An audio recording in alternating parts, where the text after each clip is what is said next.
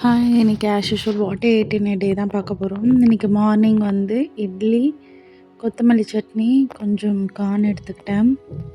அப்படியே இன்னைக்கு டெய்லி ஒரு மூவி வந்து உங்களுக்கு சஜெஸ்ட் பண்ண போகிறேன். எனக்கு பிடிச்ச மூவி உங்களுக்கு சஜெஸ்ட் பண்ணுறேன்.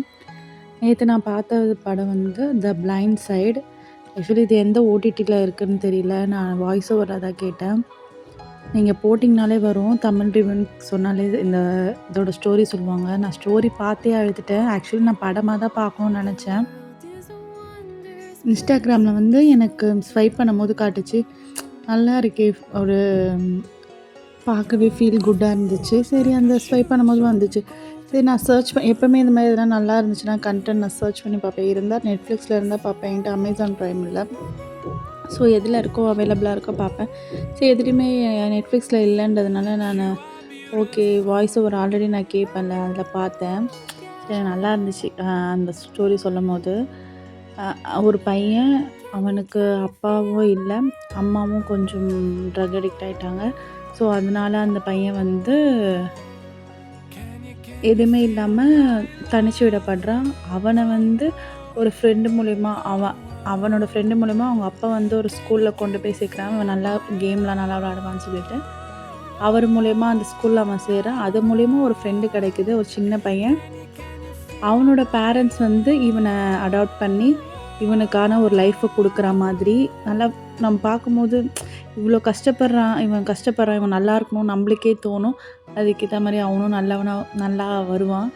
ஸோ நம்ம அந்த படத்துக்கூட அப்படியே நம்மளையும் கனெக்ட் பண்ணி கூப்பிட்டு போயிருப்பாங்க. அந்த அம்மா கேரக்டர் செம்மையாக பண்ணியிருப்பாங்க. ரொம்ப பிடிச்சிருந்தது இந்த மூவி. நானே நிறைய வாட்டி ஒரு க்ரையிங் ஆகிடுச்சு. நான் கொஞ்சம் எமோஷ்னல் பர்சன், கொஞ்சம் இல்லை நிறையவே எமோஷ்னல் பர்சன். லைட்டாக ஒரு படம் பார்த்தா கூட அழுவேன். இந்த இவங்க இருக்காங்கள்ல சுஜாதா, அவங்க கூட ஒரு குழந்த தொலைஞ்சு போயிடும். அந்த படம் பூந்தளிரா சம்திங், அந்த படத்தை பார்த்து சின்ன வயசில் அழுவேன். இந்த மாதிரி நிறைய படம் இருக்குது. நான் கொஞ்சம் சென்டிமெண்ட் படம்லாம் பார்த்துட்டு கண்ணில் தண்ணியாக வந்துடும். நான் ஃப்யூச்சர் வீடியோவில் உங்களுக்கு சஜெஸ்ட் பண்ணுறேன்.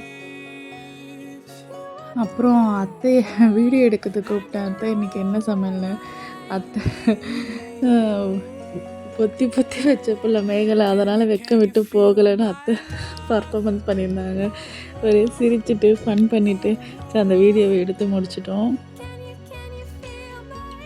இன்றைக்கி மார்னிங் நான் இட்லி கார்ன் அதை முடிச்சுட்டு அப்புறம் மோர் குடித்தேன். ஆஃப்டர்நூன் வந்து சாம்பார், இன்னைக்கு வெள்ளிக்கிழமை சாம்பார், அப்புறம் வந்து கீரை, அப்பளம், வடை, வாழைப்பூ இருந்துச்சு, அதில் வடை செஞ்சாச்சு. ஆஃப்டர்நூன் இப்படி தான் போச்சு. சரி அந்த படம் சஜெஸ்ட் பண்ணலாம், சீக்கிரமாக வீடியோ போட்டுடலாம், நீங்களும் பார்ப்பீங்கன்னு சொல்லிட்டு தான் சீக்கிரமாக போட்டுட்டேன். நைட்டு எப்படியும் நான் ஃப்ரூட்ஸ் சாப்பிட்லான்னு இருக்கேன், இல்லைன்னா தோசை சாப்பிடுவேன். ரெண்டுத்தில் எதனா தான் சாப்பிடுவேன். நீங்கள் இன்றைக்கி என்ன சாப்பிட்டீங்க, என்ன பண்ணீங்கன்னு சொல்லிட்டு கமெண்ட் பண்ணுங்கள்.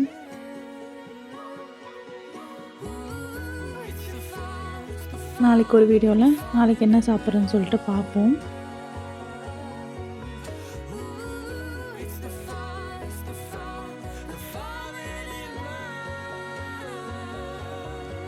மதியம் ஆஃபீஸ் லாகின் பண்ணிவிட்டு சரி கொஞ்சம் சாப்பிட்டு வந்துடலாம்னு சொல்லிட்டு டக்குன்னு வந்தாச்சு.